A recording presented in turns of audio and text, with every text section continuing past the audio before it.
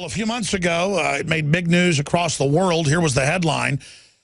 The ultimate goal of the NSA is total population control.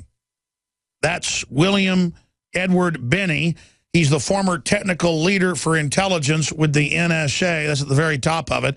Before becoming a whistleblower in late 2001, after more than 30 years with the agency, Binney has been described as one of the best analysts and code breakers in NSA history. Binney continues to speak out about the NSA's data collection policies and continues interviews in the media. And again, it's amazing that he's so high level and has the courage to speak out despite their attempts to silence him. Exposefacts.org has some of his information there.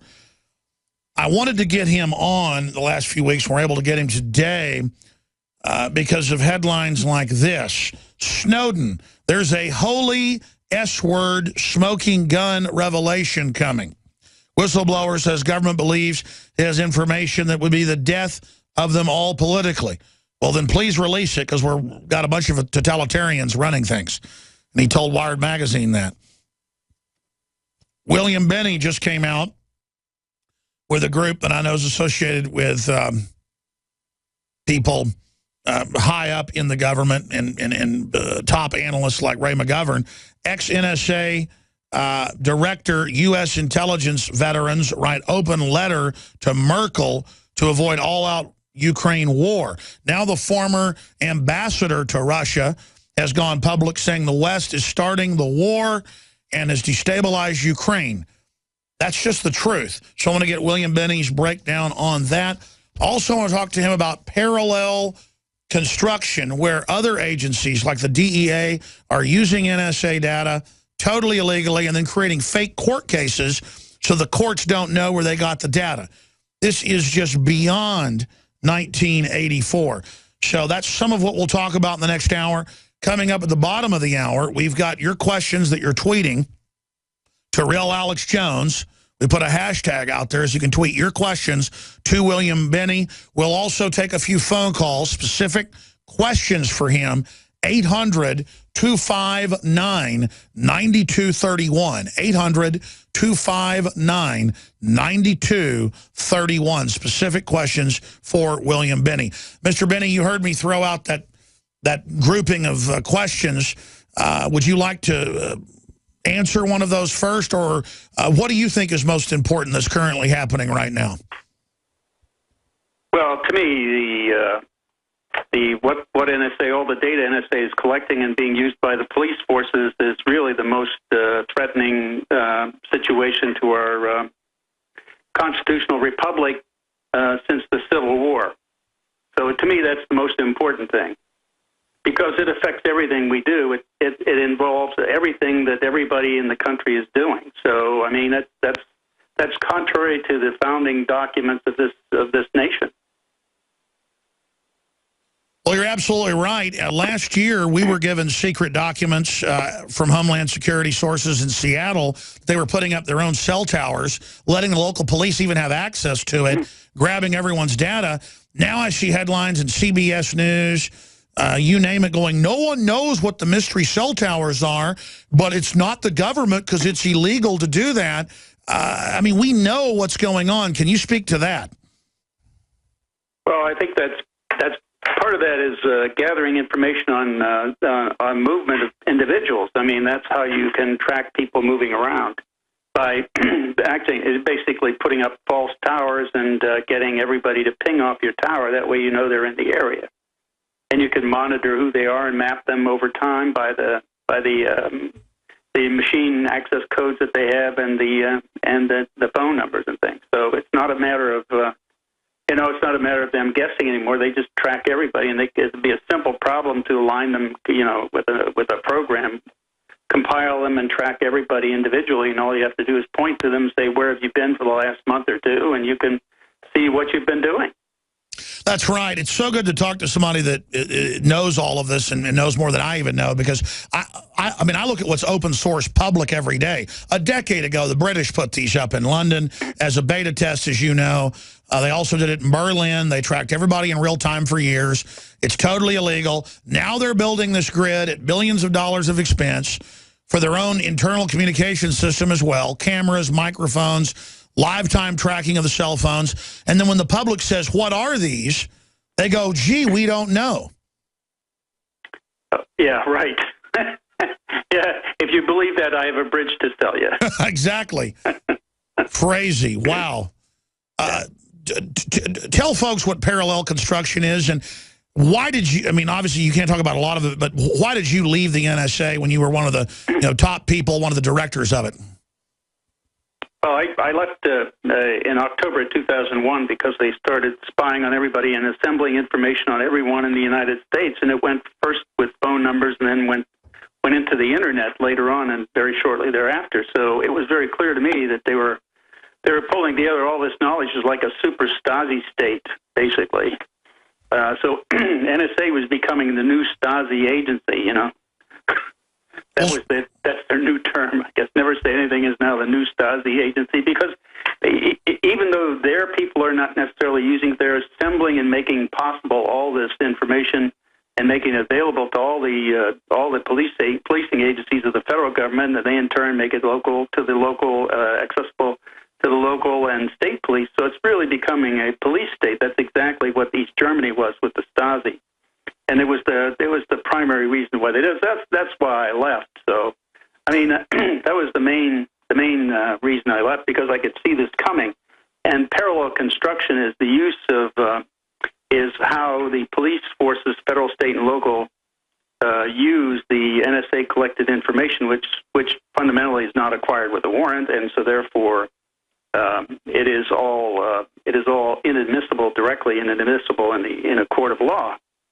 And so therefore, what they do is they have to, whenever they find something through the NSA data, they direct local police force to arrest them, and then say, now you do a parallel construction by using what you would consider normal policing techniques and like requesting things with warrants and things like that, and you assemble that data, and then you use that data to substitute for the NSA data that was originally used to arrest them, and you substitute the parallel constructed data in the courtroom, which I've called perjury. They're lying to the courts, and they're subverting our entire judicial process. And that's what happens when you allow this kind of assembly of information that's so much power. It's like J. Edgar Hoover on super steroids. So this is not compatible with any form of democracy at all. And whether it's Republican or Democratic administrations, Nixon or Obama, they all end up using the IRS, you name it, to persecute political enemies. Imagine what Hitler would have done with systems like this. These systems historically always end up getting abused. If you're just joining us, the former director of technical intelligence with the NSA, I've heard it described as one of the top 4 jobs there. So one of the heads of the NSA, William Edward Benny, is on with us right now. And I mean, a much bigger whistleblower, you could say, even though he hasn't released a lot of secret info, than Snowden. And so the media somewhat has tried to ignore him, but he's so big they can't. Without getting into anything that was classified, but we are dealing with open totalitarianism, so it's almost treason for any of us, even if something's classified, to not talk about it. I mean, what was it like to be in there? I mean, did they come in and say, okay, we're going to flip on all the switches and spy on everything now and focus on U.S. citizens and politicians? I mean, can you tell us, was there a moment or was it a process when you're there heading up, the NSA, and who comes into you? Was it the director of national intelligence? Who was it? Was it the president? Okay, we're now going to totally break the law and spy on everyone. And then you say, I'm out of here? Or how did that happen? Actually, I was not supposed to know about this program at all, because I told them that I was going to leave in early 2002. So I was not supposed to know about what they were doing. But the problem with that was that they had to use the programs that we had developed there that I had helped form within the SIGINT Automation Research Center, which is my laboratory at the time. So they had to use those programs, which meant they had to use the computer programmers that had developed it for me to install it in another place and get it up and running, because they were the only ones who knew how to make the code, set it up, make it running, and get data flowing in and working. So when they when they did that, they kept it all very secret, even inside NSA. And the reason, of course, was because it was an impeachable act. I mean, after all, spying on the U.S. citizens was a violation of the FISA laws.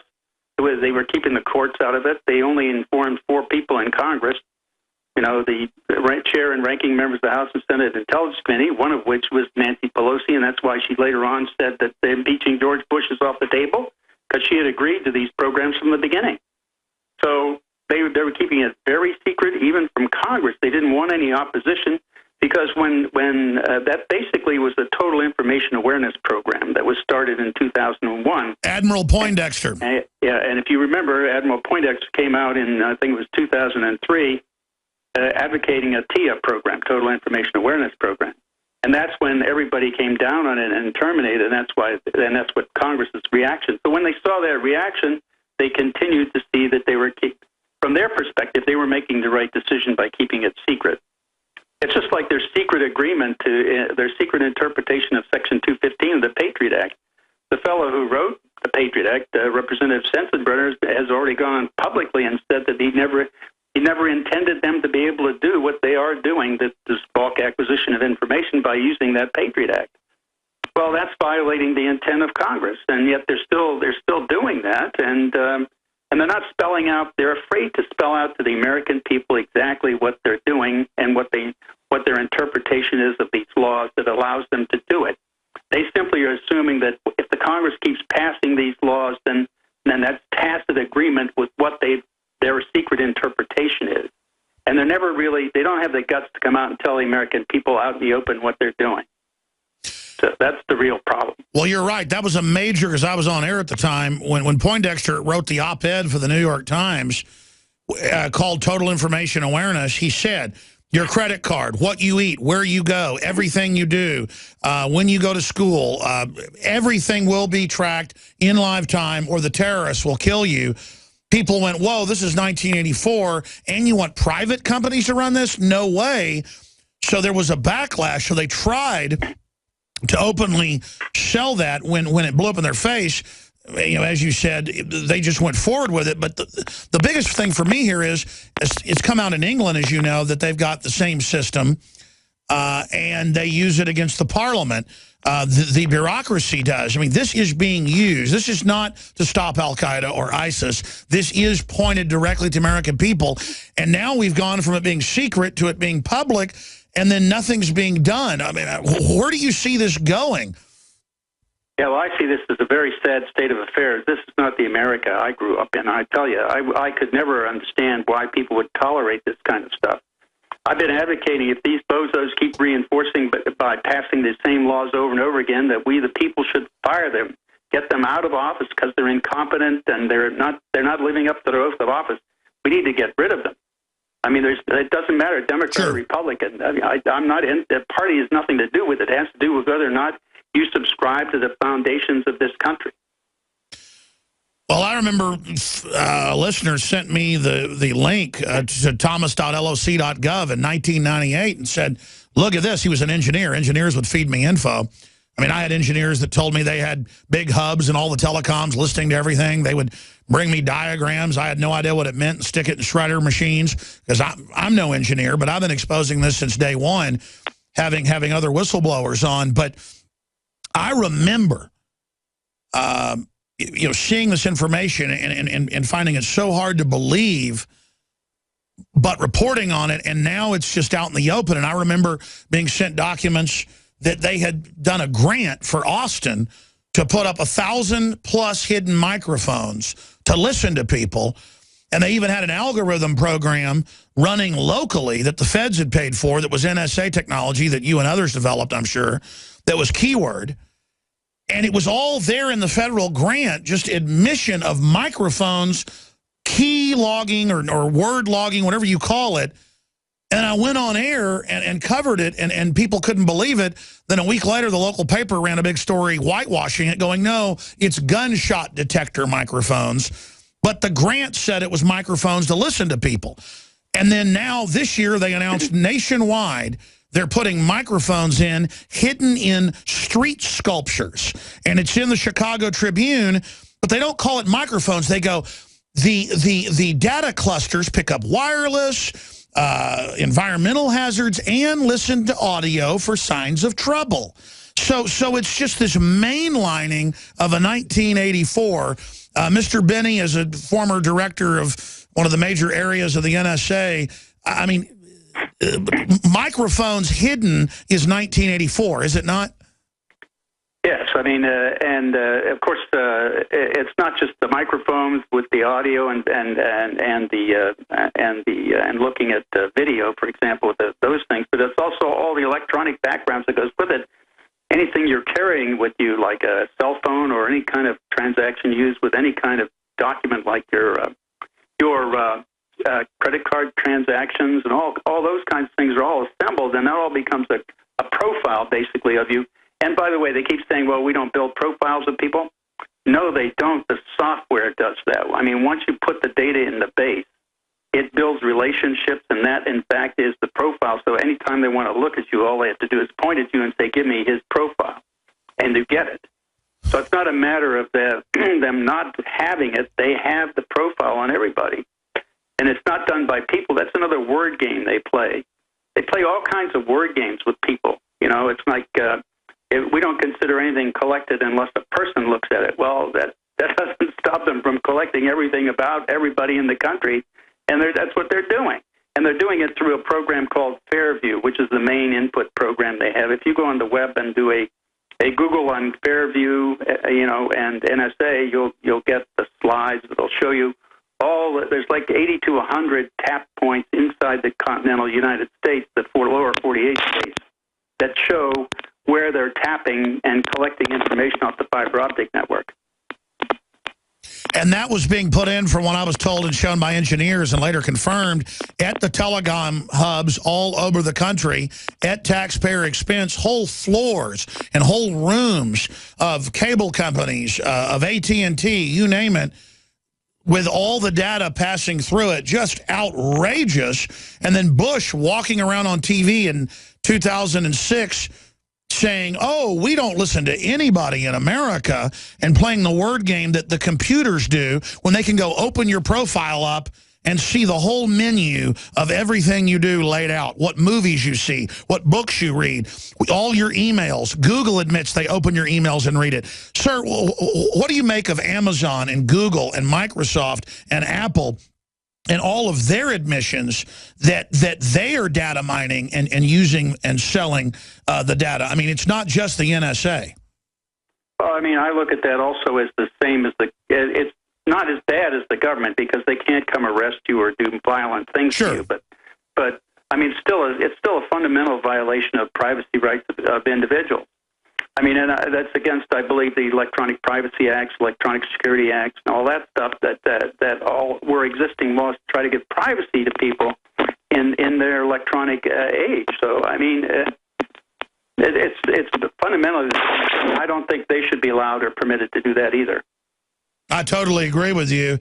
And expanding on that, what do you make of Kate Upton and all these stars with sex tapes and naked photos that they thought it was safe to send sex videos around or naked photos on an Apple cloud? What do you make of this whole cloud revolution? Well, it's just it's just another means of accessing more data about individuals.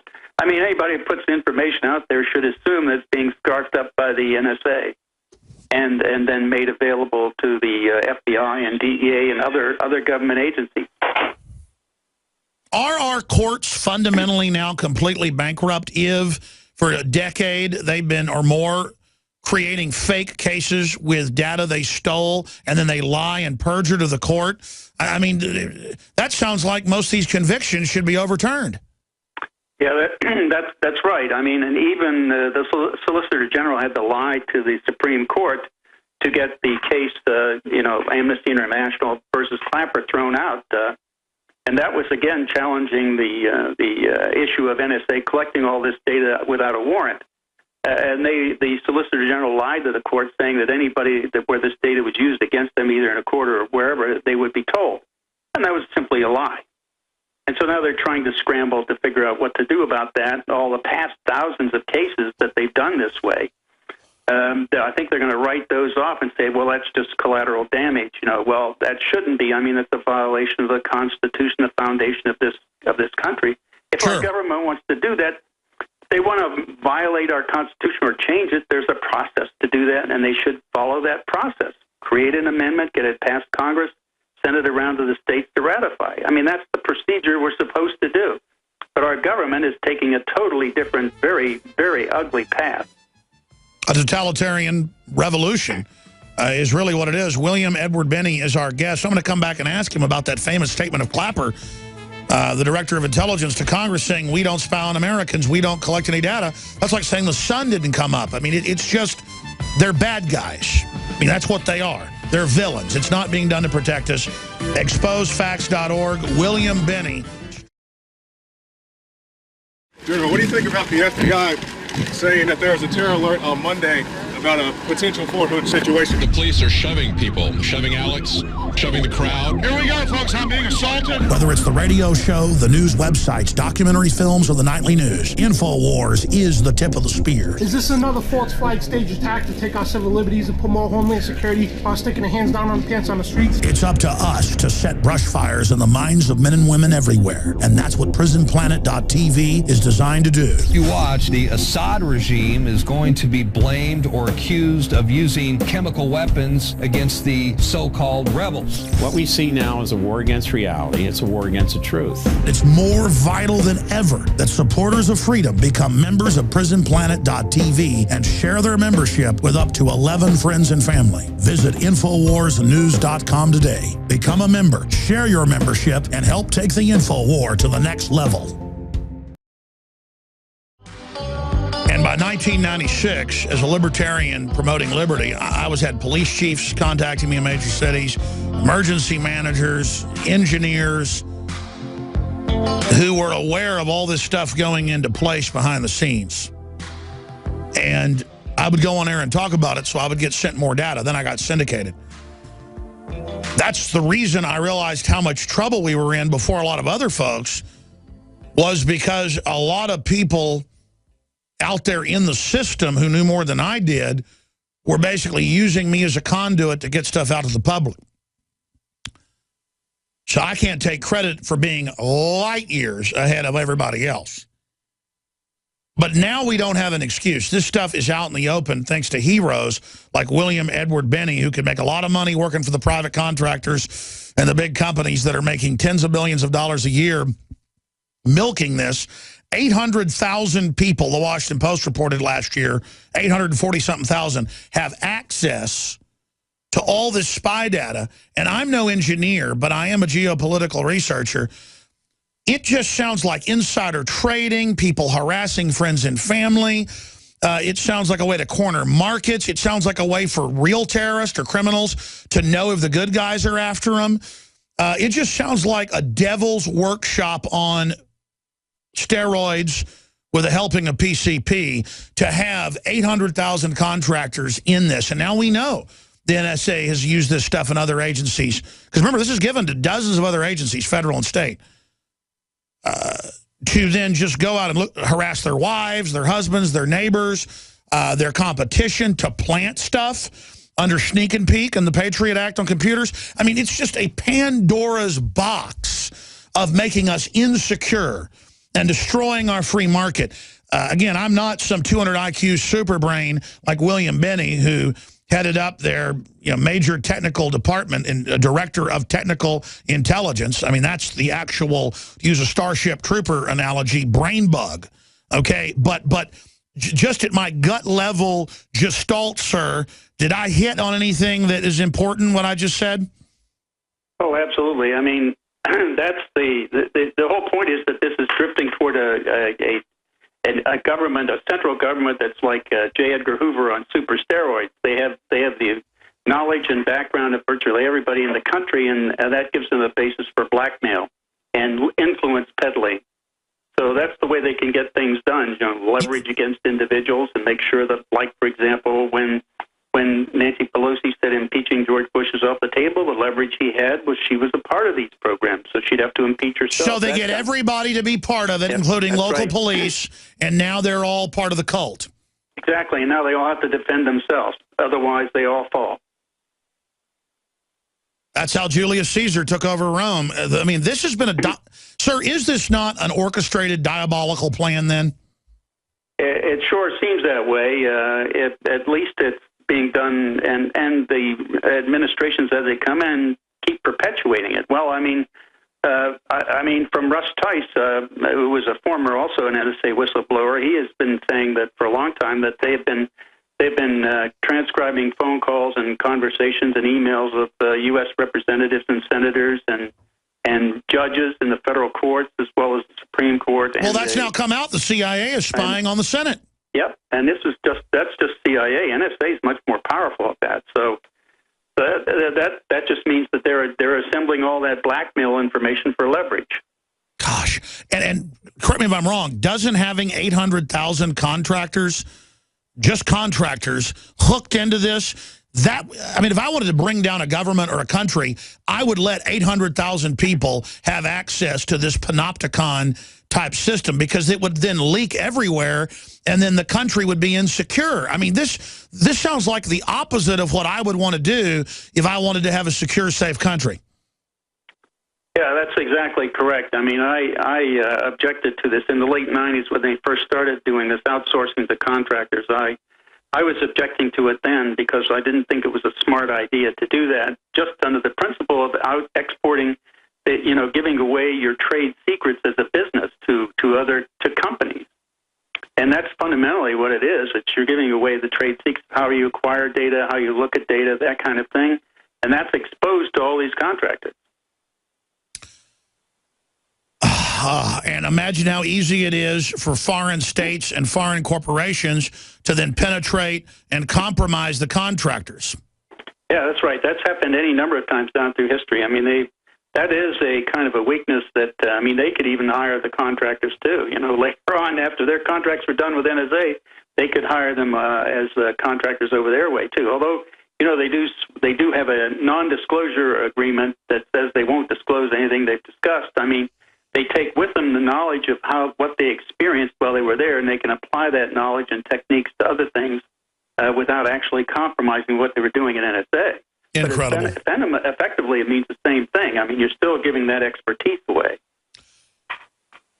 It's amazing to get your insight here on air. William Binney is our guest. I want to go to some phone calls, 800-259-9231, specifically questions for the highest level NSA whistleblower of all time. He was in the top 4 position there. Some say even the number 3 position, the director, the technical leader for intelligence with the NSA. I have a whole bunch of Twitter questions from Real Alex Jones here for you, sir. But first off, anything else you'd like to add before we go to these calls? I just think we as a country and we as a people need to decide whether or not we're going to continue to tolerate this. I don't think we should. I mean, this is not consistent with our founding principles. We need to make this a major issue in the upcoming election in November. And when the politicians come around to solicit your votes and talk to you and all, you should raise these issues with them and say, look, if you don't start facing up and starting to live and protect and defend the Constitution, we are going to fire you. And we need to pass that message to them very strongly. Otherwise, they're going to sit there and drift along and do whatever they want to do. You have to threaten them with their jobs. That's the only thing that will make them do anything. That's what I think we need to do. I mean, I don't see any other way out of this. Sure. I totally agree with your statement there. R.C. Patterson asked on Twitter, he says, Mr. Binney, any advice on how to mess or scramble the profile data with NSA is doing on us, i.e. web credit, purchase, etc.? I would just say everyone always thinks about how to get around it. How about we politically change it and stop the whole thing that's wrong? But until we get there, what would you do to protect your private information? Actually, I do absolutely nothing. And the reason is because there's virtually, I'm a target, and so there's virtually nothing I could do anyway. So anything they wanted to get from me, they could actively attack my computer to get it, or doing other sneak and peek kind of invasions of my house, like the FBI normally that does. They do sneak and peeks to implant things in the house to listen to you and all that kind of stuff. So I know I'm a target, so therefore I don't really try to do anything at all. In fact, I don't want to, because I want them to know everything I'm saying about them. I'm the same way. I have the exact same policy. Yeah. Well, so I really don't know what anybody could individually do. I mean, I wouldn't. As long as you don't as long as you don't become visible to them for some reason or other, they won't target you. I don't think they'll look at your profile. But if you do something that they irritates them, why, they'll call up your profile and start looking at you, though. So I don't, and I'm not sure really. I mean, you could try to use Tor. Tor is an annoyance to them. It helps anonymize what you're doing on the web. That is some impediment. It causes them some difficulty. And if they target you, of course, they can go around that. So one way to do it is jamming it with disinformation, garbage, just creating totally random profiles, just doing weird things. That'll create kind of plaques of clouds that will, I think, alter the profile. But I'd say let it. Look, it's criminal. It's illegal. And have the profile full of stuff exposing them, so they're aware with their sample rate just how many people are awake to them. Yeah, that's what I try to do. I make sure anything I say, if I refer to them, I refer to them in a way that makes it perfectly clear what I think of them. Well, it's organized crime in a revolution against our civilization. I mean, do you agree with that statement? They have organized in a racketeering operation to openly violate everyone's rights en masse, lie about it, get caught, and keep lying. Well, that certainly is an analogy that would work. I mean, I don't think they've taken the final step, like they haven't done what the Stasi does, like incarcerate you. But they discredit you and kind of try to embarrass you and get you out of the way. They just don't put you in the gulag or something, you know. That step has not been taken yet. Well, I mean, that they're starting to try. That doesn't mean it can't be. Absolutely. Look at Dinesh D'Souza and his film.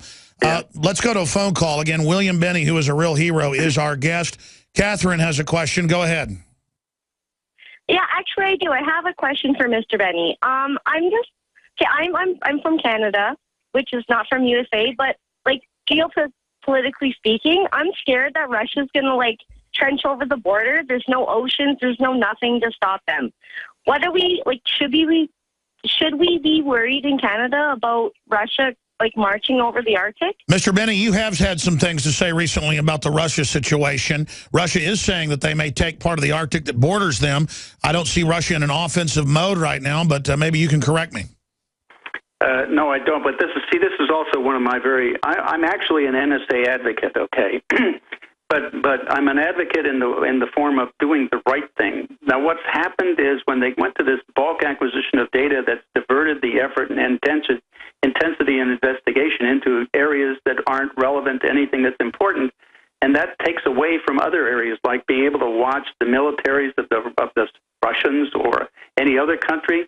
And it reduces the capacity to do intelligence and to acquire and smartly assemble intelligence about those targets. So that's hurting our ability to understand what they're doing or what they're intending to do. Well, that's what I was saying earlier, just as a layperson. When you're spying on 320 million Americans, how on earth could you be watching the Russians? That's the point. But actually, it's even worse than that, though.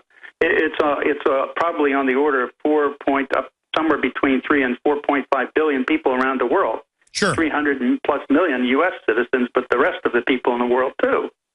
That's really the thing that's destroying the capacity. I mean, you need to have a rich environment of information that's relevant to assess something that's ongoing or that's impending. And if you don't have that, it becomes very difficult to succeed. Which is what the globalists want. This is a sabotage plan against this country, in my view. Let's talk to David from Florida. Go ahead. You're on the air. Question for William Benny. Hey, Mr. Benny, Mr. Jones, I really appreciate you immensely for your contributions to our society. I just wanted to mention that we've got Russia on the west, really intensifying in Arkhangelsk, where they put together a large part of their revenue to develop the largest world's oil platform to go into the Bering Sea and the Antarctic. And let's face it, the Antarctic has the largest troves of oil and gas, on the planet. And we've got to back up a little bit because we know that Hitler and the whole World War II was put together in a deal because it was all CIA based, and we put all. I understand, but specifically, what is your question for the guest?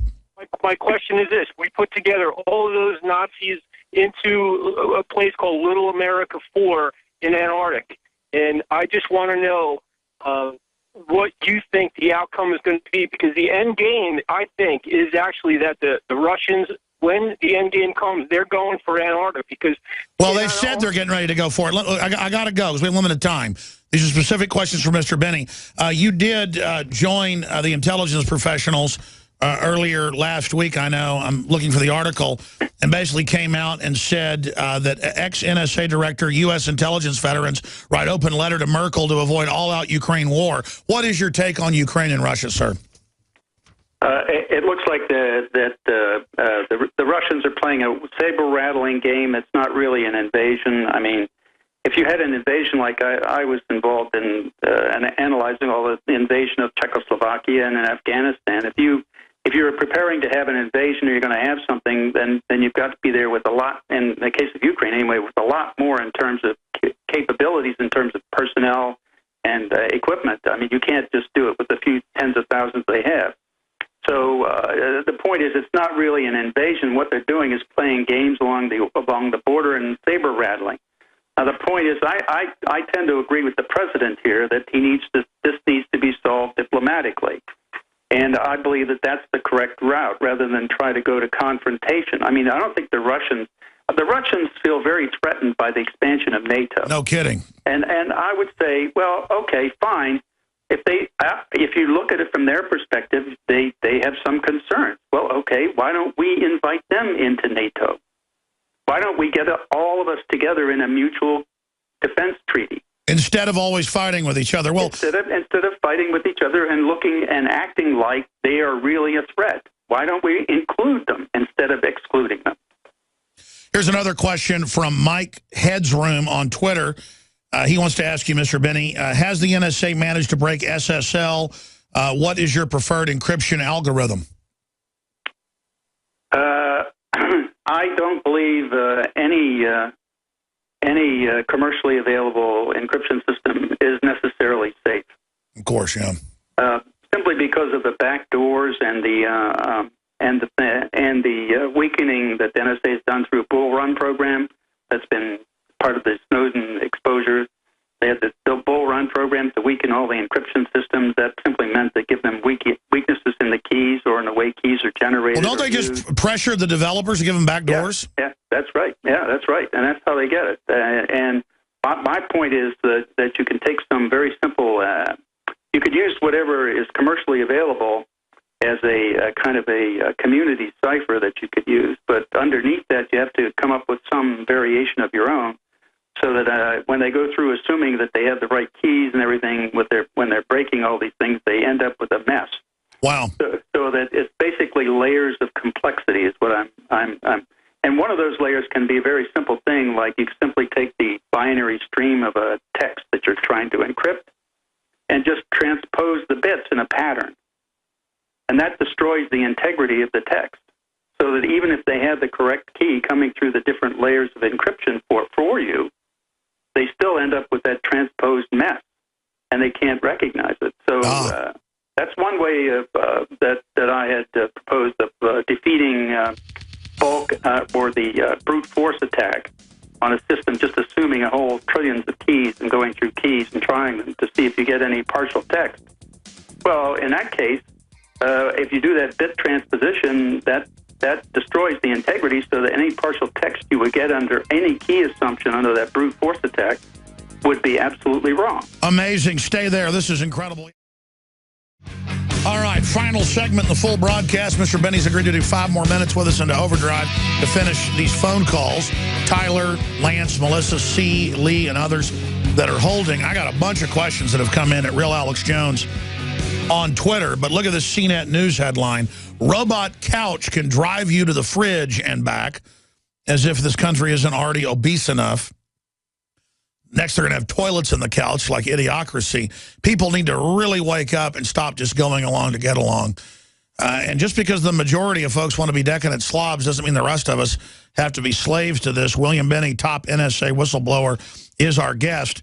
Truth, Justice, Liberty on Twitter, handle Occupy Earth Now, says, do you know anything about Israel having direct access to NSA data? I know some of the phone company caller ID systems do go back to Israel, and then that goes back to the infiltration via contractors by other governments. William Benny? There are, of course, international relationships, and of course that's been published again by the Snowden material that they have relationships with Israel. But in general, any exchange of information between any of those parties is done separately. It's not. No one has free access to one another's databases. But those things are held kind of privately. If they want to share something, they put it off on a separate data set so that they can access that. So it's not. They don't have direct access. Sure. We just saw the hack of the Apple Cloud. I wonder if there's been hacks of the CIA or NSA that we don't know about. Well, supposedly they have a closed network. You know, that's what NSA claims they have, and I think for the most part they do. But you know, it's really, I mean, how many things are certain in this life? You know, that's the problem. They have very bad documentation of their network. In other words, one of the main things you have to do to ensure cybersecurity is you've got to have good documentation of your network. And that will tell you how people could access any of your components inside your system. And then you need to define what you want to protect, and then you surround and build within your system a protection system, you know, covering that. But those are two things that most NSA agencies in the U.S. government do not have. They don't have a good set of documentation on their network. Sure. So plus, a lot of the really chips. Don't know. Sorry. Go ahead. But I mean They have designed it that they wanted it closed. Now, whether it effectively is another question, okay? Absolutely. So, yeah. Wow. So I can't really say for sure what is and what isn't there. Tyler in California, you're on the air. Go ahead. Hey there, gentlemen. I had a question for Mr. Benny, and obviously I have probably a million questions I could talk to. It's fine. Go ahead and throw your question out.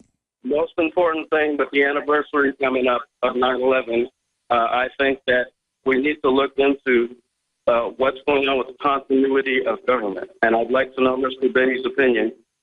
Yes.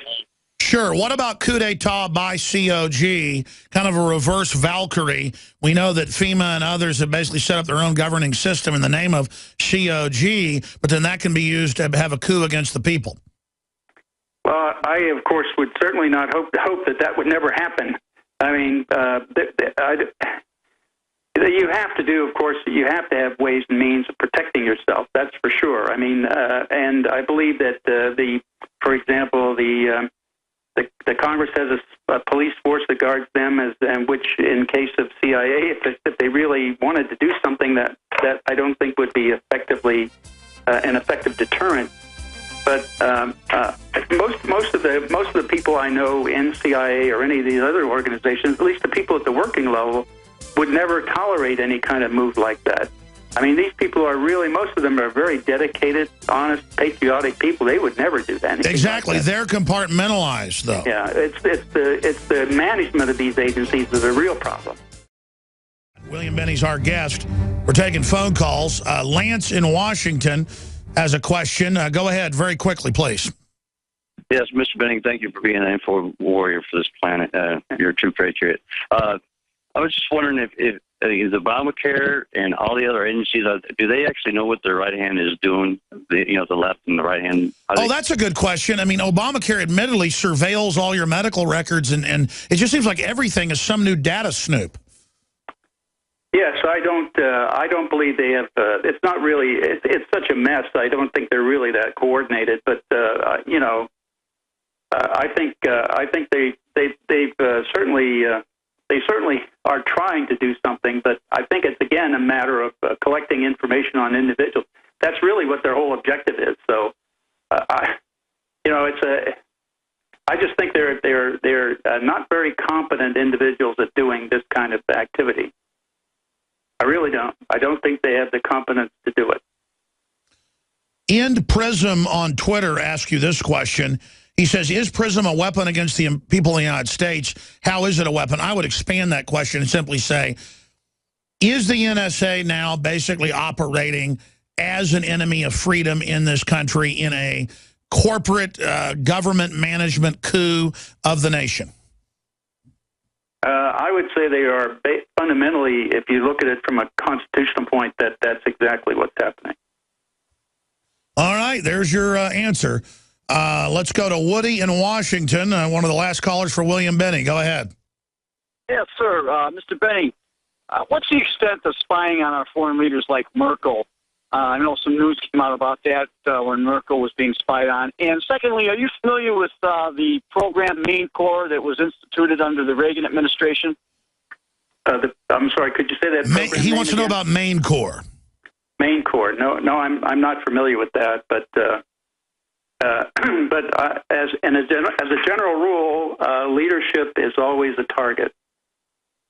So the leadership of basically any country in the world is always a target. And I think as their security will tell them that they are a target and warn them to ensure that they're covered, and also provide the means to help them secure their communications. I mean, they even had Bush take his own toilet around with him because foreign governments wanted to get that. Yeah, sure. They want to know everything they possibly can. I mean, it's not unique to the United States. Every country, every government, every leader of the world is targeted. All right, one last caller. Sorry to Melissa. We're going to C in Texas. You're on the air with William Benny. Hey, Alex. Hey, William. Thanks for being there. Alex, by the way, I'm a really good friend of Pat's. Hey, Mr. Benny, do you feel it will ever get to a point where the fact that it's so easy for people to go in and manipulate data and possibly change up all sorts of facts on people's Facebook pages and social network sites, where it just becomes so obvious to everybody that there could be plausible deniability by those people that they're actually spying on to come forward and say things so they're not blackmailed anymore? It just seems to me that they're reaching a point of, a critical mass, and where their hubris is almost their Achilles heel. That is really an excellent question. We know they're using these systems to plant things. Won't that call into question the entire court system, you name it? Absolutely. I mean, that's what they did against us. They fabricated evidence from factual evidence that they had assembled about us. They fabricated a charge against us, and that's basically what the unfortunate part for them is that I caught them at it. That's the only reason I'm not in jail now, by the way. You're just a hero. I just keep saying that. You've got so much courage. I want to get you back up as soon as you can to tell your story, sir. You just tirelessly are out there working for all of us, traveling the country at your own expense. I just can't wait till you get a book out. God bless you, William Benny. I'll say bye to you during the break. Just amazing. Alex Jones here to break down some exciting developments in the area of research concerning supplemental iodine. It's nothing less than phenomenal. I began to get into iodine a few years ago because it was helping me and my family so much get healthy and detoxify. And I used some of the mainline iodine supplements, and they upset my stomach, and I had some issues with it. Until I discovered a product being developed by Dr. Group, who I was already interviewing as an expert on my radio show, and I began taking the product before he actually rolled it out. You now know it as Survival Shield True Nascent Iodine that your body can really absorb. Then, about a year ago, he said, listen, if you think this is powerful, I'm going to come out with rare earth, deep earth crystals that are incredibly powerful that no one else has as a source for their iodine, from between 7,000 and 12,000 feet, literally drilled out of the ground. You put it on a hot plate and it turns into the pure gas. No one else has 99.99% pure iodine. And the results that I personally have had have been life-changing. I was over 270 pounds. And with the iodine, exercise, and better diet, I have lost now more than 50 pounds total, and I'm continuing to lose the weight. I have more energy, my libido, all this crap came out of my skin. I believe our research is conclusive. This is the best iodine out there. And I know this for a fact. Nobody else has got iodine based on these pure crystals, ladies and gentlemen. This is innovating. This is trailblazing. And the best part is it helps fund Infowars.com, the radio show, the TV show, the whole media operation promoting true libertarian ideas. For a limited time, experience the ancient power of Survival Shield X2. Take advantage of this unprecedented 30% off Super Detox special at InfoWarsLife.com.